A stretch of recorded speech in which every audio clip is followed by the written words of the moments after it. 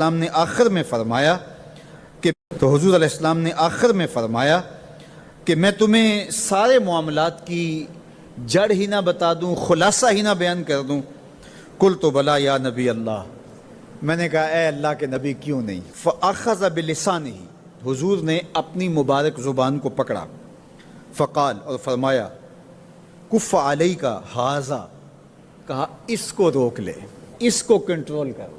تو کہتے ہیں میں نے کہا اے اللہ کے پیارے محبوب صلی اللہ علیہ وسلم، جو ہم باتیں کرتے ہیں اس سے بھی مواخذہ ہوگا؟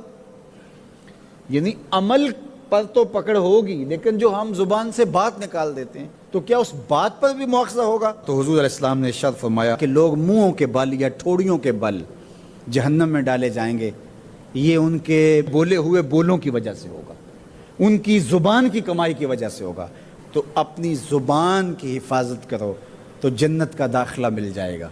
تو گویا زبان کی حفاظت سے لے کر کے اللہ کے حضور سجدے تک اور اللہ کی عبادت تک، یہ ہے وہ نصاب جو جنت میں جانے کا ہے۔ اللہ ہم سب کو 5 گانا باجماعت نماز کی توفیق دے، اللہ ہمیں توفیق حج کی نصیب کرے، اللہ ہمیں رمضان المبارک کے روزے رکھنے کی توفیقات سے مالا مال کرے، اللہ اپنی راہ میں جد و جہد اور جہاد کی توفیق سے مالا مال کرے، اور اللہ ہمیں ہماری زبان کی حفاظت کی توفیق دے تاکہ ہم خیر کی راہوں کے مسافر رہیں۔ کچھ لوگوں کی عادت ہوتی ہے کہ وہ بہت زیادہ چیخ چیخ کے بولتے ہیں اور بلند آوازی سے گفتگو کرتے ہیں۔ یہ عادت بچپن سے انسان کے اندر پیدا ہو جاتی ہے، پھر آہستہ آہستہ آہستہ آہستہ یہ زندگی کا حصہ بن جاتی ہے، پھر وہ اپنے آپ کو روکنا بھی چاہے تو روک نہیں سکتے۔ اس لیے بچوں کو اس سے منع کر دینا چاہیے کہ وہ چیخ کر نہ بولیں، چلا کر نہ بولیں، درمیانی آواز سے گفتگو کریں۔ تو کہا اپنی آواز کو پست رکھو، اور یہ ممبر و محراب کے مالکوں کو بھی خاص طور پہ اس بات کا بہت خیال رکھنا چاہیے کہ ان کی آواز لوگوں کے کانوں پر بوجھ نہ بنے۔ آج کل تو یہ ساؤنڈ سسٹم لگے ہوئے ہیں، اور پھر ماشاءاللہ کچھ لوگ تو یہ ایکو کا بھی ضرورت سے زیادہ استعمال کرتے ہیں۔ سنجیدگی کے ساتھ، متانت کے ساتھ بات کرنا، سنجیدگی اور متانت کے ساتھ بات کو سننا، یہ شریعت کے آداب ہیں۔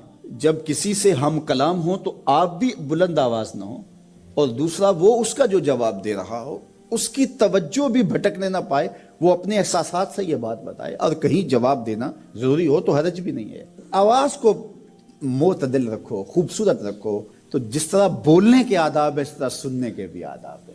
ویسے ماہرین کہتے ہیں کہ تیز آوازیں بندہ پونے گھنٹے سے زیادہ نہیں سن سکتا، یعنی اس کا سٹیمنا جو ہے وہ اتنا ہی ہے کہ وہ اتنا سن لے، برداشت کر لے اس کے بعد وہ تو الگ بات ہے، لیکن یہ ہے کہ وہ جو آسانی کے ساتھ سن سکتا ہے اتنا ہی سن سکتا ہے۔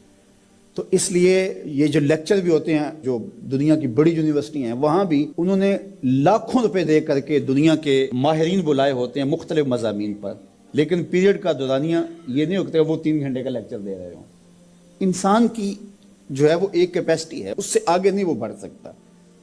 اور مجھے بتائیے انسان کو بنانے والے سے بہتر کون بتائے گا؟ قرآن بتاتا ہے، کیا بتاتا ہے؟ وَغْضُضْ مِن صَوْتِكَ، اپنی آواز کو پست رکھو۔ باقی اس کے الگ احکام ہیں کہ اذان دے رہے ہیں، آپ کسی کو پکار کر رہے ہیں، جنگ میں رجز ہے یا کوئی اور بات ہے۔ ابھی لائٹ چلی جاتی ہے اور دور تک لوگ بیٹھے ہیں تو مجھے لامحالہ طور پہ اونچا بولنا پڑے گا۔ اگر میری آواز اونچی ہے تو میں کوشش کروں گا آخری شخص تک آواز پہنچے، وہ ایک الگ بات ہے، لیکن اب یہ آواز ایسے ہی سب تک پہنچ رہی ہے۔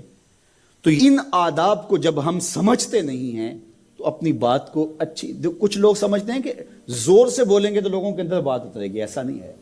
بات زور سے بولنے سے نہیں اترتی، بات دلیل سے اترتی ہے۔ رومی علیہ رحمہ فرماتے ہیں کہ بادلوں کے گرجنے سے نہیں، پھول کھلتے ہیں بارش کے برسنے سے۔